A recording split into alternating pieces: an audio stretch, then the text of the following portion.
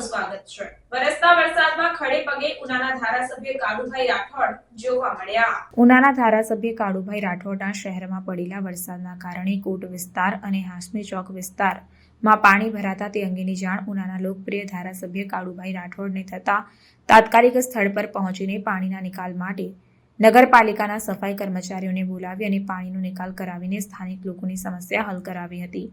આ તકે તેઓની સાથે મુસ્લિમ સમાજના અગ્રણી દાદા બાપુ શેખ હાજર રહ્યા હતા।